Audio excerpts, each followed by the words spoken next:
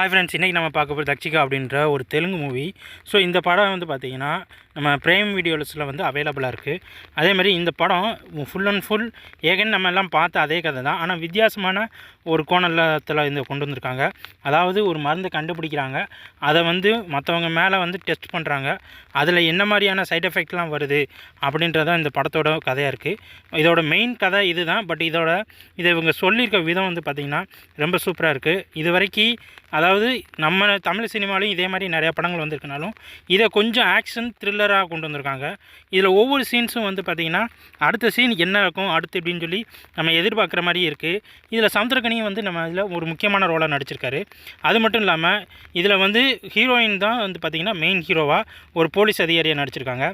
அதாவது மசாஜ் சென்டரில் யூஸ் பண்ணுறாங்க அந்த ஒரு கெமிக்கலை வந்து இவங்க வந்து மக்கள் மேலே வந்து கண்டுபிடிச்சி அதை வந்து ட்ரை பண்ணுறாங்க. அதில் மக்களுக்கு என்ன மாதிரியான எஃபெக்ட்ஸ் ஏற்படுது, அவங்க எந்த மாதிரியான அஃபெக்ட் ஆகுறாங்க அப்படின்றதான் இவங்க கொண்டு வர அந்த மெயின் ரீசன். அதை தான் அந்த இது யார் செய்கிறாங்க, அதுக்கு பின்னாடி யாரெல்லாம் இருக்காங்க அப்படின்றதான் இந்த மெடிக்கல் மாஃபியா மாதிரி பேஸ் பண்ணி இந்த படத்தை எடுத்திருக்காங்க. முழுக்க இது ஒரு த்ரில்லர் படம். நம்ம இந்த படத்தை வந்து கண்டிப்பாக எதிர்பார்க்கலாம்.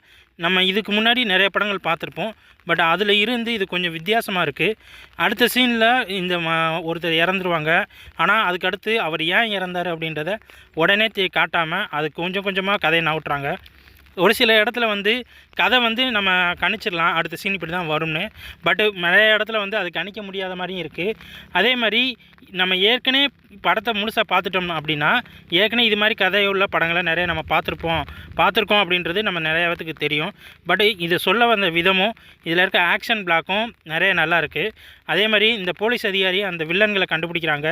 வழக்கம் போல் அந்த அதிகாரியை வந்து ஒரு தவறான ஒரு குற்றத்தை சாட்டி அந்த அதிகாரியை தூக்கிறாங்க.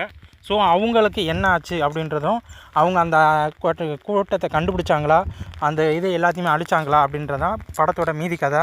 இது மாதிரி தமிழ் சினிமாவில் நிறைய படம் வந்திருந்தாலும் இந்த படம் கொஞ்சம் வித்தியாசமாகவே இருக்குது.